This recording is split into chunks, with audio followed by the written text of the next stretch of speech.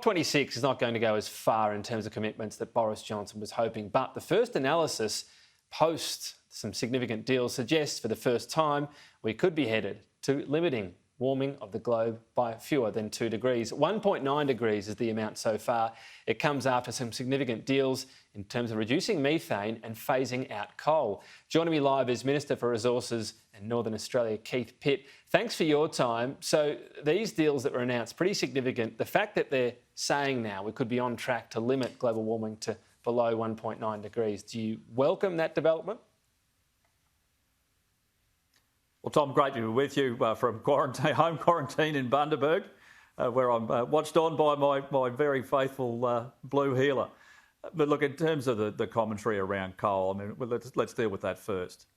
That while there's a market, and there's going to be a market for many decades to come, Australia will look to fill that market. We have a high-quality product. It's in great demand around the world. In fact, in the last quarter, we've seen it in terms of its contribution to our economy up some 90% on the previous quarter with very strong prices. And our expectation is that will continue. Now, the United States hasn't signed up to the proposal from the UK.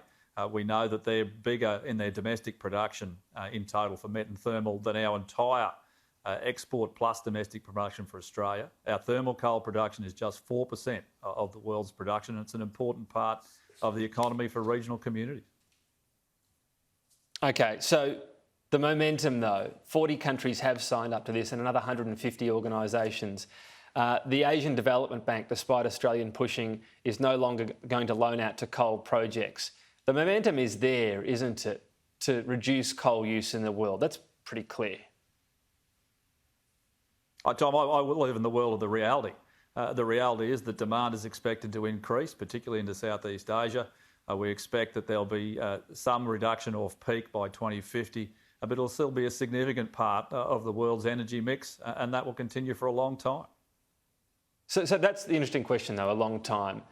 That's a possibility, but that will depend, with the world going to net zero, on carbon capture and storage becoming cheaper and more effective, won't it? If that doesn't happen, there's no certainty about technology. If that doesn't happen, coal's future wouldn't happen beyond 2050, would it?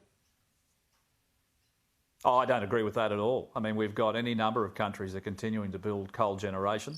Yes, CCS and technology will help us find a way forward, as will abatement technologies, dual fuels, the addition of hydrogen or ammonia in terms of the fuel mix, biofuel, gasification.